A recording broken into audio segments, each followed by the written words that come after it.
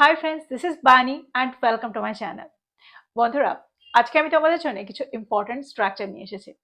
দেখো, ইংরেজিতে ইংলিশ সেন্টেন্সে আমরা প্রায় ব্যবহৃত শুনি বিটার পিল, প্রায় ব্যবহৃত শুনি উইক লিঙ্ক, গুড সামারিটান। তো এই স্ট্রাকচারগুলোকে আমরা সেন্টেন্সে ঠিক কোন অর্থে ব্যবহার করতে পারি? আজকে আমরা এই ধরনের কিছু স্ট্রাকচার দেখতে চলেছি। দেখো, আমরা যখন সেন্টেন্সে স্ট্রাকচারগুলো ব্যবহার করি, সেন্টেন্সটাও বেশ খানিকটা অ্যাডভান্সড হয়ে যায়, আর কিছু বাংলা বাক্যকে আমরা খুব সহজেই ইংরেজিতে ট্রান্সলেট করতে পারি। আমি প্রত্যেকটা স্ট্রাকচারের সাথে এক্সাম্পল দিয়ে তোমাদেরকে বুঝিয়ে দেওয়ার চেষ্টা করব সেন্টেন্সে আমরা ঠিক কোন অর্থে এগুলোকে ব্যবহার করতে পারি, কিভাবে ব্যবহার করতে পারি। তো তোমরা বুঝতে পারছো আজকের ভিডিওটা কতটা ইম্পর্টেন্ট। তোমরা কোথাও যাবে না, আমার সাথে ভিডিওটা একদম শেষ পর্যন্ত থাকবে। যারা চ্যানেলে নতুন, অর্থাৎ প্রথম আমার ভিডিও দেখছো, তারা প্লিজ চ্যানেলটাকে সাবস্ক্রাইব করে নিও। তাহলে যখনই আমি ভিডিও আপলোড করব তোমরা নোটিফিকেশন পেয়ে যাবে। তো আর দেরি না করে চলো শুরু করা যাক আজকের video.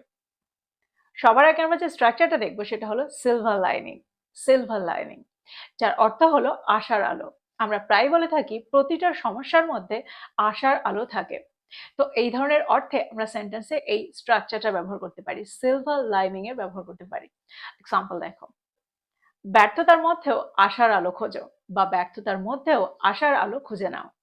Even in failure look for the silver lining. Even in failure look for the silver lining.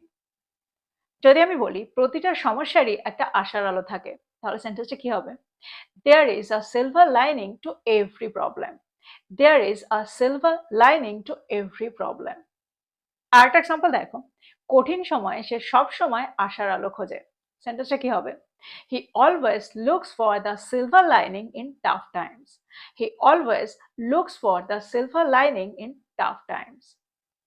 যদি আমি বলি দুর্ঘটনার পরে আশার আলোটা ছিল বন্ধুদের থেকে সহযোগিতা, সেন্টেন্সটা কি হবে?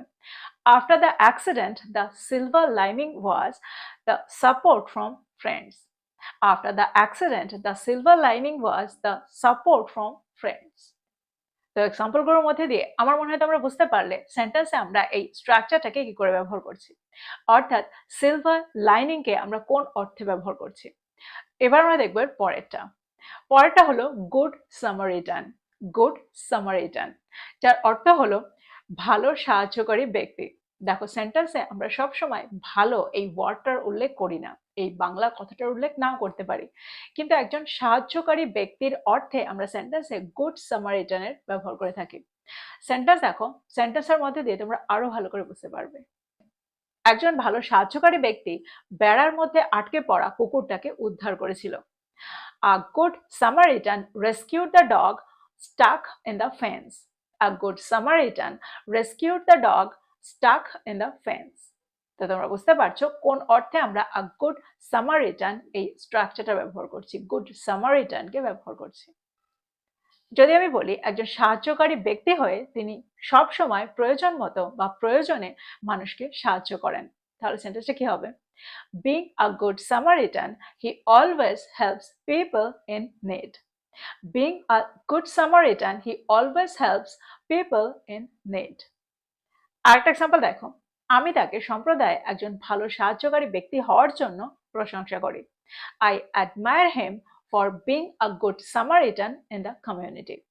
I admire him for being a good Samaritan in the community. তো তোমরা বুঝতে পারলে এক্সাম্পলগুলোর মধ্যে দিয়ে গুড সামারিটানকে আমরা কোন অর্থে ব্যবহার করছি। যখন আমাদের বোঝাতে হবে একজন ভালো সাহায্যকারী ব্যক্তি বা সাহায্যকারী ব্যক্তি, তখন আমরা সেন্টেন্সে গুড সামারিটানকে ব্যবহার করে থাকি। এবার যে স্ট্রাকচারটা আমরা দেখবো সেটা হলো উইক লিঙ্ক। উইক লিঙ্ক, যার অর্থ হলো দুর্বলতম অংশ বা দুর্বল ব্যক্তি, দুর্বলতম ব্যক্তি। এক্সাম্পল দেখো, সেন্টেন্সে আমরা এই স্ট্রাকচারটাকে অর্থাৎ উইক লিঙ্ককে কোন অর্থে ব্যবহার করছি। একটা দুর্বল অংশ পুরো প্রচেষ্টাটাকেই নষ্ট করে দিতে পারে। One weak link can destroy the entire effort. One weak link can destroy the entire effort. যদি আমি বলি তিনি দলটির মধ্যে দুর্বলতম সদস্য, তাহলে সেন্টেন্সটা কি হবে? He is the weak link in the team. He is the weak link in the team. আরেকটা এক্সাম্পল দেখো, দলটির মধ্যে দুর্বলতম অংশ হয়ো না বা দুর্বলতম ব্যক্তি হয়ো না। সেন্টেন্সটা কি হবে? Don't be the weak link in the group. Don't be the weak link in the group.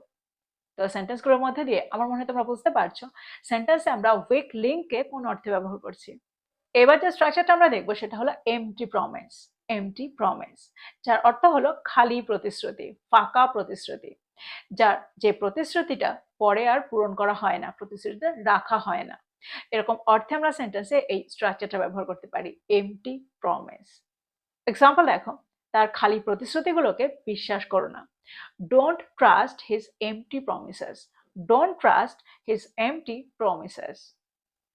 যদি আমি বলি সে আমাকে একটা খালি প্রতিশ্রুতি দিয়ে চলে গিয়েছিল, বা আমরা এটাও বলতে পারি সে আমাকে একটা খালি প্রতিশ্রুতি দিয়েছিল আর চলে গিয়েছিল। সেন্টেন্সটা কি হবে? She gave me an empty promise and left. She gave me an empty promise and left. দেখো এই সেন্টেন্সে আমরা মেকের ব্যবহার করতে পারি। যেহেতু সেন্টেন্সটা পাস্ট টেন্সে রয়েছে সেহেতু আমরা মেকের জায়গায় মেডের ব্যবহার করব। তো সেন্টেন্সটা কি হবে? She made me an empty promise and left. She made me an empty promise and left. যদি আমি বলি তারা সব সময় নির্বাচনের সময় খালি প্রতিশ্রুতি দেয়, সেন্টেন্সটা কি হবে? এটা একটা কমন সেন্টেন্স, আমরা প্রায় ব্যবহার করে থাকি। তো এই সেন্টেন্সটাকে আমরা ইংরেজিতে কি করে ট্রান্সলেট করব? They always make empty promises during elections. They always make empty promises during elections. এবার যে স্ট্রাকচারটা আমরা দেখবো সেটা হলো ফ্যাটাল ফ্লো। ফ্যাটাল ফ্লো যার অর্থ হলো মারাত্মক একটা ভুল, মারাত্মক ভুল বা মারাত্মক ত্রুটি। এরকম অর্থে আমরা সেন্টেন্সে এই স্ট্রাকচারটা ব্যবহার করে থাকি, ফ্যাটাল ফ্লোকে ব্যবহার করে থাকি। এক্সাম্পল দেখো, পরিকল্পনাটিতে একটা মারাত্মক ভুল ছিল। The plan had a fatal flaw. The plan had a fatal flaw. আরেকটা এক্সাম্পল দেখো, মারাত্মক ভুলটা ছিল সত্যিটা যাচাই না করা। The fatal flaw was not checking the facts. The fatal flaw was not checking the facts. যদি আমি বলি তার রাগটা ছিল তার চরিত্রের একটা মারাত্মক ত্রুটি, তাহলে সেন্টেন্সটা কি হবে? His anger was a fatal flaw in his character. His anger was a fatal flaw in his character. তো তোমরা বুঝতে পারছো ফ্যাটাল ফ্লোর ব্যবহার। সেন্টেন্সে যখন আমাদের অর্থ করতে হবে মারাত্মক ভুল বা মারাত্মক ত্রুটি, তখন আমরা সেই অর্থে আমরা এই স্ট্রাকচারটা ব্যবহার করতে পারি, ফ্যাটাল ফ্লোকে ব্যবহার করতে পারি। এবার আমরা দেখব পরের স্ট্রাকচারটা। পরের স্ট্রাকচারটা হলো বিটার পিল। Bitter pill. দেখো যখন আমরা অর্থ করতে চাইবো সামথিং হার্ড টু অ্যাকসেপ্ট, অর্থাৎ মেনে নেওয়াটা কষ্টকর, কোনো কিছু মেনে নেওয়াটা কষ্টকর, এরকম অর্থে আমরা সেন্টেন্সের স্ট্রাকচারটা ব্যবহার করতে পারি। আবার আ হার্শ ট্রুথ বা পেইনফুল ট্রুথ এরকম অর্থে, অর্থাৎ তিক্ত সত্য, এরকম অর্থে আমরা সেন্টেন্সের স্ট্রাকচারটা ব্যবহার করতে পারি। এক্সাম্পল দেখো, সেন্টেন্সে আমরা বিটার পিলকে কোন অর্থে ব্যবহার করছি? তার অসততা মেনে নেওয়াটা ছিল সবার জন্য কষ্টকর। His dishonesty was a bitter pill for all. His dishonesty was a bitter pill for all.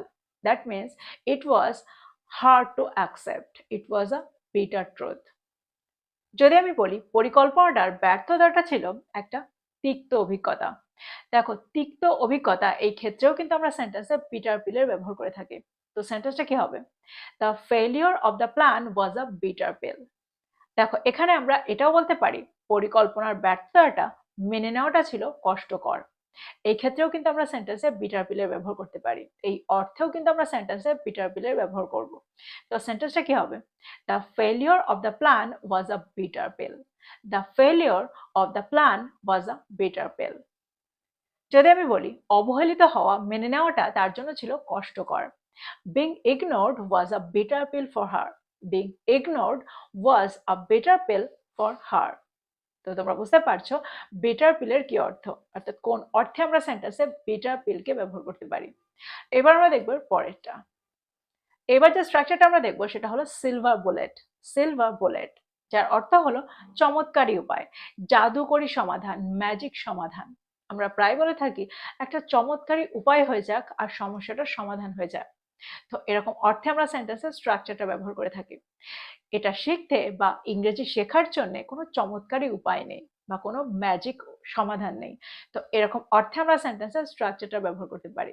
Example দেখো, সে সব সময় একটা জাদুকরী সমাধান খোঁজে, বা সে সব সময় একটা ম্যাজিক সমাধান খোঁজে, একটা চমৎকারী উপায় খোঁজে। সেন্টেন্সটা কি হবে? He always looks for a silver bullet. He always looks for a silver bullet. আরেকটা এক্সাম্পল দেখো, পরিকল্পনাটি একটি চমৎকারী উপায়ের মতো মনে হচ্ছে। The plan সেমস like a silver bullet. The plan সেমস like a silver bullet. এটা সমাধান করার জন্য কোনো ম্যাজিক সমাধানের আশা করো না, বা কোনো চমৎকারী উপায়ের আশা করো না। Don't expect a silver bullet to solve this. Don't expect a silver bullet to solve this. তো আমার মনে হয় তোমরা বুঝতে পারছো সিলভার বুলেটকে আমরা সেন্টেন্সে এখানে কোন অর্থে ব্যবহার করছি। তো এই ছিল কিছু ইম্পর্টেন্ট স্ট্রাকচার। আমার মনে হয় প্রত্যেকটা স্ট্রাকচারকে তোমরা বুঝতে পেরেছো। সেন্টেন্সে এগুলোকে আমরা ঠিক কোন অর্থে ব্যবহার করতে পারি। তো আমার মনে হয় তোমরা বুঝতে পারছো প্রত্যেকটা স্ট্রাকচার কতটা অ্যাডভান্সড, প্রত্যেকটা স্ট্রাকচার কতটা ইউজফুল। তো প্রত্যেকটা স্ট্রাকচারকে নোট ডাউন করো, আর এগুলো দিয়ে প্রচুর সেন্টেন্স তৈরি করো, আর সেগুলোকে তোমাদের প্রতিদিনের কনভারসেশনে ব্যবহার করো। যত তোমরা এগুলোকে ব্যবহার করবে তত তাড়াতাড়ি তোমরা এই স্ট্রাকচারগুলোর সাথে সড়গড় হয়ে যাবে, আর নিজেদের সেন্টেন্সগুলোকে আরেকটু অ্যাডভান্সড করে তুলতে পারবে। তো এই ছিল আজকের ভিডিও, এই ছিল আজকের টপিক। ভিডিওটা ভালো লাগলে লাইক করতে ভুলে যেও না, বন্ধুদেরকে শেয়ার করো যারা ইংরেজি শিখছে। So this is all about today. I will be back with another video. Till then, take care. Thank you for watching this video. Bye bye.